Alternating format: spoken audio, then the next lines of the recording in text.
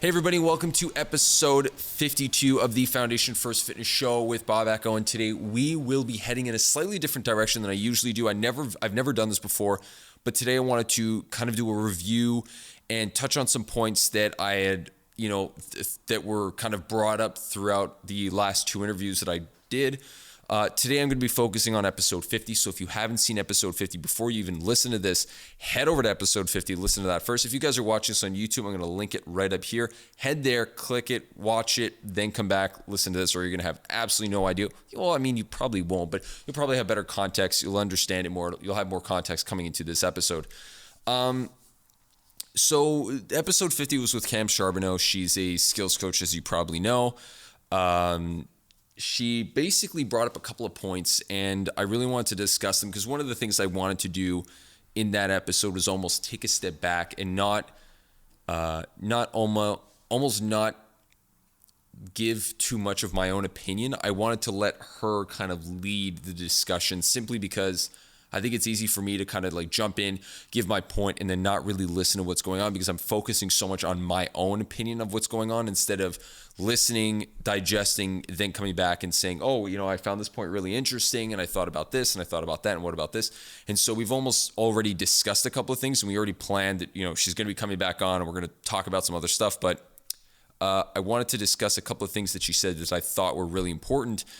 And one of the things that I think I'm going to talk from a global standpoint that what she was discussing with self-awareness when, a young player is going on to their, let's say young hockey player is going onto the ice, to be self-aware of what they need to work on to better improve and what they've done well, and almost be more aware of the situation they're in to know what they need to improve on for the next work, for their next practice. That's what's going to allow them to take giant leaps in their performance and their progression. And I think in the fitness world, that's like 100% true. And not many people are doing that. What I mean by that is if you go to the gym and your thought process is just, okay, I got to tick this off the list of things to do for my day, the chances of you actually making sizable improvements is very small. And that same thing holds true in every aspect of your life. So one of the things I've actually tried doing over the last week since it was probably a week ago. Yeah, so the last week that we had this discussion was to actually try to approach everything that I was doing and every part of my day with that same mentality, with that same mindset, was being more self-aware of the things that I needed to improve on. So when I would wake up in the morning, if I would be doing my regular foam rolling routine and stretching routine and warm-up routine for my day, I would attack it with the same intensity that I would attack everything else.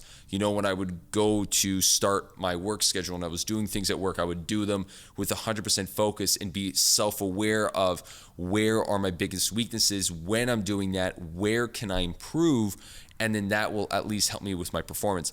As I mentioned, that same thing holds true in the gym. If you go into the gym and your focus is, let me just tick it off that box, you're never going to see the sizable growth that you need, that improvement that you want. If you go there with the mindset of, okay, I get to the gym, how's my warm-up? Am I dialed in for my warm-up? Yes. Was I dialed in for my workout? Yes. What do I need to improve on? Well, I started, I didn't really spend too much time cooling down. I didn't do any, post-workout recovery. I didn't really think about this. Okay, maybe I should focus on that. This is what I need to improve, and almost understand it from that side of things, Oh, I didn't try doing more. I didn't really push myself that hard in the gym. I should have pushed myself harder.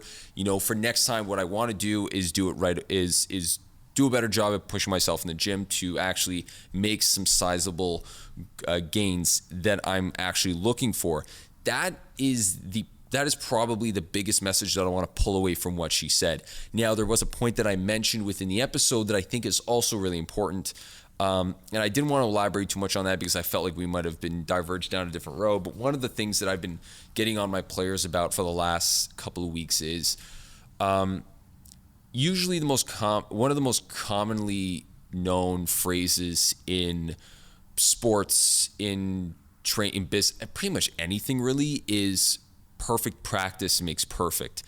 And I like it. I appreciate that phrase and that quote.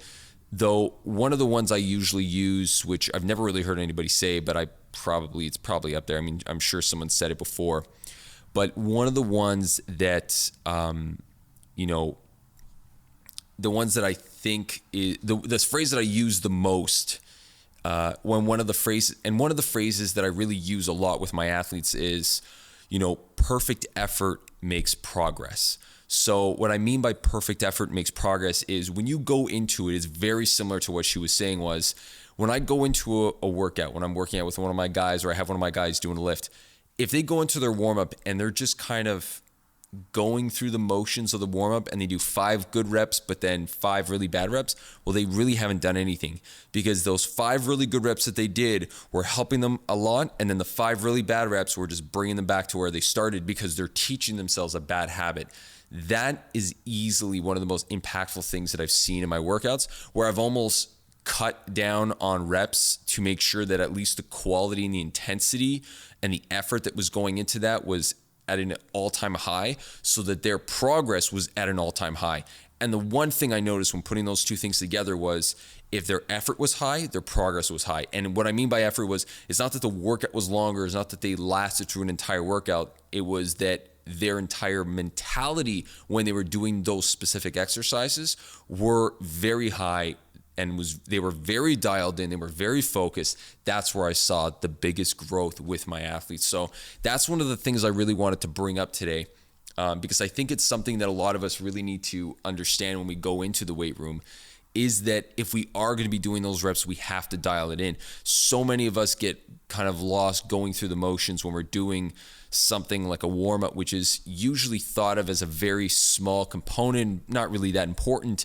And it's actually probably one of the most impactful things you can do in your entire training session, because it literally is the bridging and the gap between, high intensity performance and literally sedentary life. If we go from sitting in an office all day to being extremely explosive and trying to be high performant in the weight room, and we don't have that middle ground where we're kind of taking our body and bringing us through that transition period between those two, the likelihood of our performance being down, our injuries being up, and us not really dealing with the issues that we already have is going to be off the charts. We're never going to be able to win that battle. And what I mean by that is, and I did speak about it in one of my in one of my clips that's going to be posted soon, because it's going to be called Warm Up Wednesday. It's going to be coming out this Wednesday.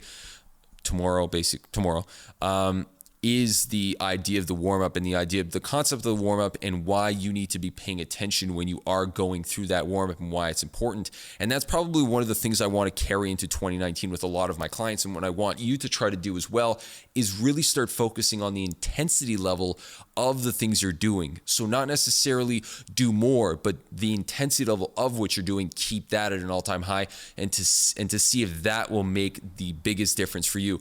I notice that a lot of individuals are talking and they think intensity, they mean, like HIIT training, like high intensity workouts. That's actually the complete opposite of what I'm talking about. High intensity workouts means you're doing stuff that's going to be highly intensive. So you're going extremely fast, you're being extremely explosive, you're doing everything full tilt as hard as you can, as much as you can of it. No real regard to the cleanliness and to the effort of keeping, and the quality of it, keeping that quality high. It's more so just going full tilt on everything. So I think that is another important thing, is that when you are doing those high intensity classes, those HIIT training classes, those high intensity, highly demanding activities, that you spend a little bit more time focusing on the quality of the execution and the effort to that, or the attention to that quality, and the attention and the effort towards that quality being really, really high. That's going to allow you to make that sizable gain, and that's where you're going to see the progression.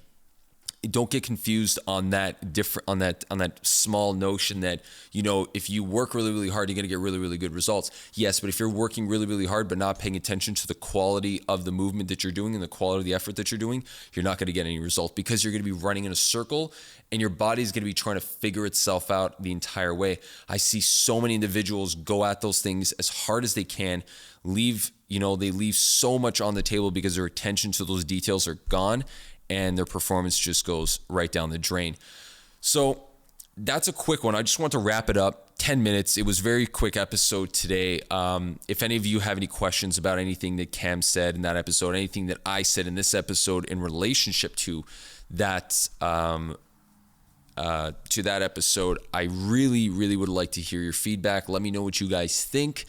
And hopefully we will get a similar turnout. So a nice quick 10-minute one for episode 51. If you guys haven't checked out episode 51 before I put out episode 53, definitely head back, check out episode 51. It was probably one of my highest performing episodes to date. So until that next time, guys, keep that effort high, keep building that foundation.